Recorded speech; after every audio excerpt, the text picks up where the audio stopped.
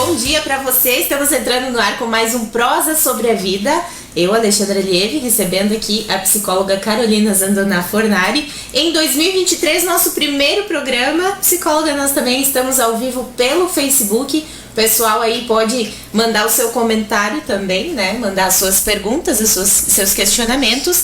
E lembrando que esse quadro e todos os outros, né, que a gente já fez, vão estar armazenados aí no nosso canal do YouTube. Bom dia, psicóloga, tudo bem contigo? Bom dia, Alexandra, tudo bem? Bom dia aos rádio-ouvintes, aqueles que nos acompanham nesse prosa semanal, o primeiro de 2024. 2024, não sei se eu não falei 2023 ainda, né? Os velhos hábitos aí tendem a demorar para voltar, né? Mas entrando 2024, em janeiro a gente já tem muita coisa acontecendo, né? Muitas pessoas aí de férias, né? Curtindo aí o seu momento de descanso. E também em janeiro nós temos o Janeiro Branco, né? Ontem o José Laíra aí recebeu duas psicólogas também, fez uma ótima entrevista falando um pouquinho do que é o Janeiro Branco, né? Desse mês de conscientização sobre a saúde mental. Muita coisa acontecendo já, né?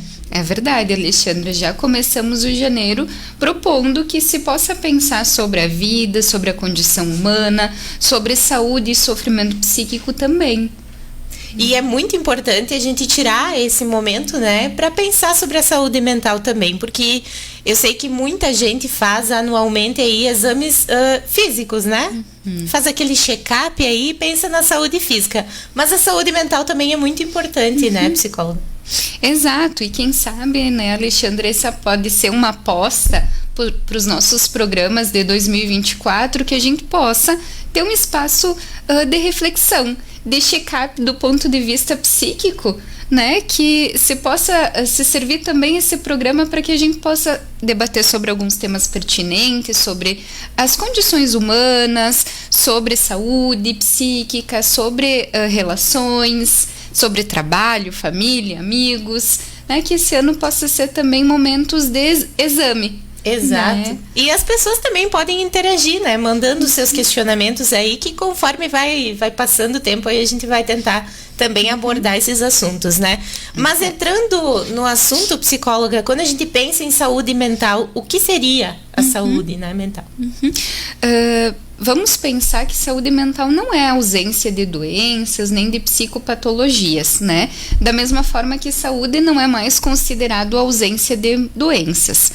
A OMS caracteriza saúde como um estado de bem-estar físico e mental. Contudo, tem uma questão nesse conceito, é que um estado de completo bem-estar é humanamente impossível. Né? Se a gente for pensar na nossa própria vida, em diversos momentos a gente tem dificuldades, problemas, angústias. Então, um estado de completo bem-estar, desde o ser humano, não é possível, né? Então, o que a gente pode pensar que é saúde mental? Inclusive, reconhecer esse aspecto de que a gente é falho, que o nosso corpo adoece, que as coisas são incompletas, que a vida é difícil, né? E aceitar, né, essas exigências da vida pode ser um aspecto da saúde mental. Sempre vai ter, né, uma mudança, um problema pra gente resolver, e isso é natural do ser humano, né? E reconhecer isso é um aspecto de saúde mental. Assim como reconhecer que a saúde, tanto física quanto psíquica, ela se conquista diariamente. Assim como o amor, o trabalho são conquistas e são conquistas de todo dia. Não é como a felicidade, não é porque eu cheguei, né, me formei, casei e consegui aquele emprego que ela tá dada e pronta e garantida. A gente precisa conquistar a cada dia. Em janeiro a gente sabe que as pessoas elencam muitas metas, né? Uma das metas aí, eu sei que grande parte das pessoas busca, por exemplo, conquista física, né? Vou entrar pra academia, vou fazer 5 treinos por semana e vou me alimentar melhor. E aí falta a parada, né? As metas também para a saúde mental, né? Claro, e esse aspecto, por exemplo, do corpo orgânico físico é um aspecto importante para a saúde mental. A gente pode compreender que a saúde psíquica tem a ver também com a saúde física, que o corpo tem impactos no psíquico, assim como no nosso psíquico tem impactos no nosso corpo, tem que ver com educação, ter algumas necessidades básicas atendidas, educação, moradia, trabalho, né? Isso tem a ver com saúde mental, né? Saúde mental também tem a ver com a gente manter uma capacidade de trabalhar, de amar, de nos sustentarmos psiquicamente, de fazer a vida acontecer. E entre as coisas da vida acontecendo, poder também desfrutar. Né? Desfrutar de tempos de descanso, desfrutar dos prazeres da vida, poder se sentir tendo prazer, tudo isso faz parte de uma possibilidade de conquista da saúde mental. Esse tempo de descanso, psicóloga, quando tu cita, é muito importante, né? Saber a hora também de frear, né? De descansar, para retomar a energia, para retomar, né, a criatividade também. A gente vê que acelera muito no final do ano, né, a rotina, as atividades. É muito importante também saber reconhecer quando o corpo, quando a mente da gente pede esse momento de descanso, né? Exato, Alexandra, e esse é um aspecto muito importante para a saúde mental, porque nenhum ser humano consegue produzir, criar, né, tu disse, a própria criatividade, trabalhar com todo o seu potencial sem períodos de descanso, sem períodos de remanso, como diz o Marcelo Vinhar, que é um psicanalista uruguaio, que é esse tempo de pausa, de suspensão, para que a gente possa fazer outro trabalho, que é um trabalho psíquico, de elaboração, de descanso, de poder ordenar algumas coisas internamente. Sabe, psicóloga, que eu gosto muito na minha vida, assim, de ter os momentos de ócio criativo, né? Que a gente não está fazendo nada, mas fazendo alguma coisa, né? Quando tu falou aí de tentar fazer outra atividade, né? Nesse momento de descanso, por exemplo, ler um livro ou assistir uma série aí que estava há muito tempo querendo, né? Assistir os podcasts aí que hoje estão muito em alta, fazer alguma outra coisa, né? Nesse momento que desligue um pouco a gente da nossa rotina, né? Exato. Ou então, Alexandra, não fazer nada, né? Ter tempo de vazio, de tédio. Tá cada vez mais difícil que as pessoas possam se dar tempo de vazio, de não fazer nada, né? Ou então fazer coisas que, em geral, no cotidiano, na rotina, não conseguem fazer. E se sentirem donas desse tempo, inclusive para escolher não fazer nada, descansar, né? As férias podem ser um desses tempos de remanso. Quando eu digo podem, é porque elas podem mesmo, podem ser ou podem não ser. Porque alguém pode se encher de tarefas nas férias. É muito difícil, né, não fazer nada. Eu acho que, particularmente, eu acho que isso é muito difícil, porque a gente até se sente culpado quando não está fazendo nada. Como se esse tempo não fosse necessário para a saúde psíquica. Para a gente poder pensar na vida, ordenar algumas coisas, fazer um alinhavo entre o passado, o presente, projetar o futuro. Né? Como se esse não fosse um tempo de criatividade para as questões da vida, né? Esse tempo de ócio criativo que tu nos disse, né? Como se não fosse um ócio que importante, né? Há quem se encha de tarefas, né? Se enche de atividades, inclusive enche as férias de atividade, tem que fazer uma coisa, depois outra coisa, daí nós vamos lá, daí nós vamos passear em tal lugar, daí eu vou fazer isso, e isso em geral termina com a sensação de que não se fez nada. E de onde viria essa sensação de culpa, assim, a pessoa pode estar, digamos, sentada no sofá e pensa, não, eu tenho que fazer alguma coisa, senão eu tô aqui, né, dá um tédio. Essa é uma boa pergunta, Alexandra, que quem está nos escutando talvez possa se fazer. Por que em algum momento eu não consigo parar e pensar, né? Parar e ter esse tempo de tédio, de vazio, que em mim está mobilizando? Como poder pensar o que eu faço com o meu tempo? Né? Será que eu sou o senhor do meu tempo? Como é que eu estou usando esse tempo que eu disponho? Inclusive os tempos de descanso, né? Os tempos de remanso. Será que eu consigo usar eles como tempos de remanso?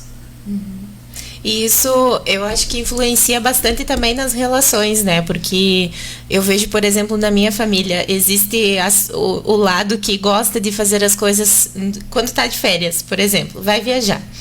Gosta de fazer as coisas sem ter nada programado, né?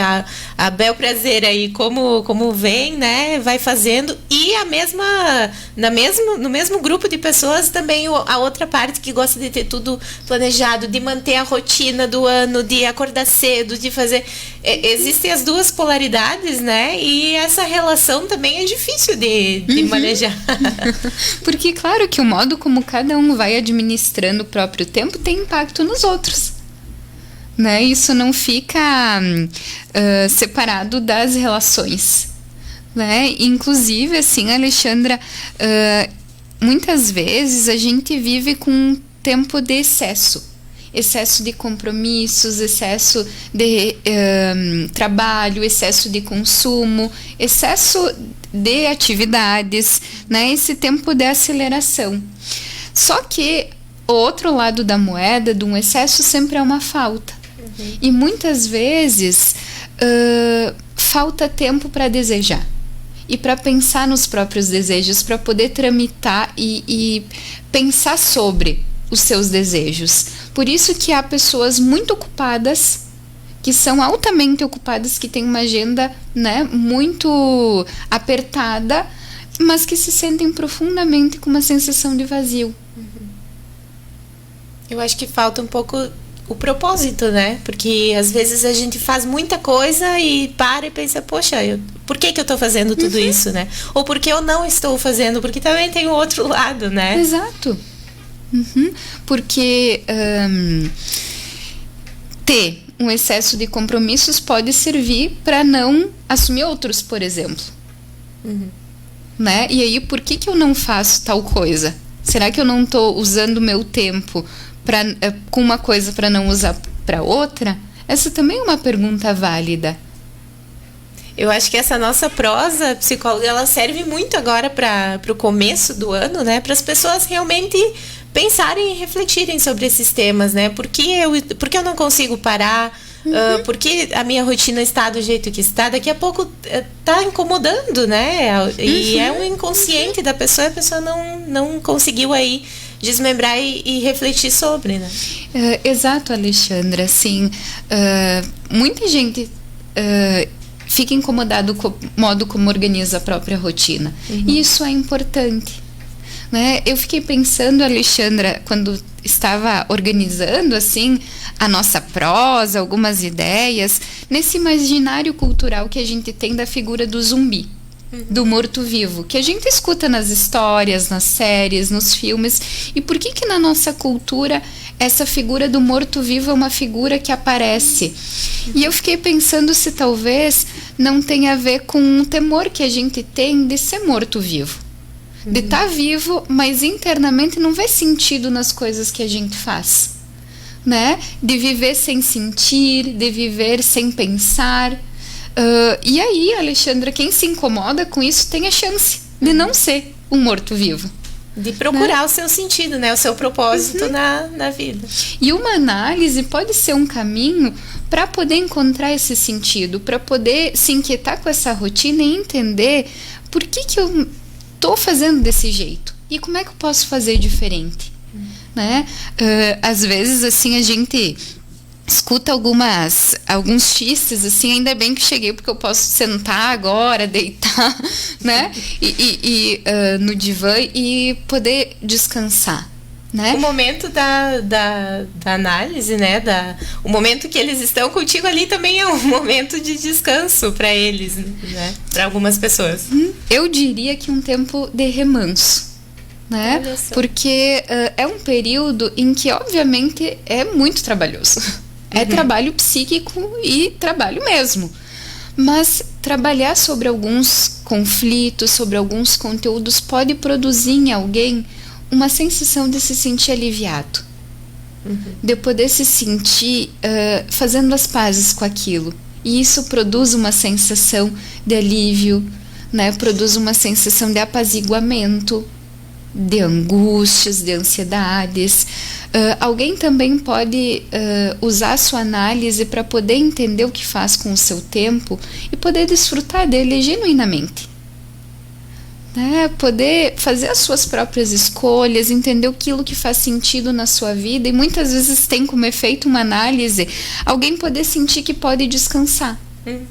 Que está conseguindo de verdade tirar férias. Sim. Sem precisar se culpar, sem precisar se sentir que tem que estar produzindo, poder desfrutar desses momentos de pausa. Inclusive, poder descansar e dormir à noite. Isso também, né, psicóloga? Porque quantas pessoas a gente ouve, né, os relatos aí de que não conseguem parar, descansar para dormir bem, né? Porque sempre tem uma coisa para pensar, levam o celular para cama, né? Porque tem que ficar conectado. Como tá difícil hoje em dia, a gente ouve muitos relatos aí das pessoas de que não conseguem dormir bem. Que não conseguem adormecer. Né? Não conseguem se recolher. Tem algumas pessoas assim que dizem, né? Eu acho muito bonito essa frase, vamos nos recolher agora.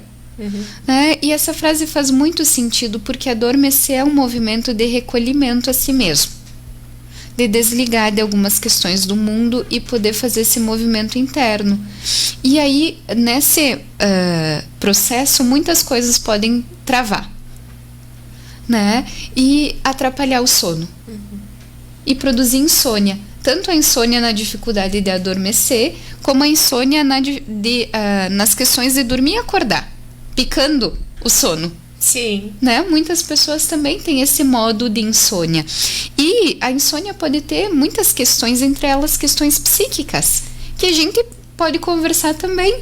Né? A Alexandra pode propor esse aspecto para discutirmos e compartilharmos aqui, né, no Prosa sobre a Vida. Com certeza, eu acho que é um assunto muito relevante, inclusive as pessoas podem deixar nos comentários, né, o seu depoimento aí, como é que tá o sono de cada uma, porque até a mesma questão do uso de remédios, né, a gente toma remédio para dormir, toma remédio para acordar, é uma dificuldade que a gente nota muito grande, e totalmente relacionado ao que a gente conversava hoje, né, de ter o seu momento de descanso, seu momento de pausa, e por que é tão difícil fazer isso. Durante todo o mês de janeiro a gente vai conversar mais, psicóloga, sobre esse tema, sobre a saúde mental, né, sobre os aspectos aí da saúde mental. E na próxima sexta a gente se encontra nesse mesmo horário pelo Facebook, pelo rádio, depois também fica armazenado no nosso canal do YouTube para tratar sobre esses assuntos. Combinado, Alexandra. Até a próxima sexta-feira, né? Até mais.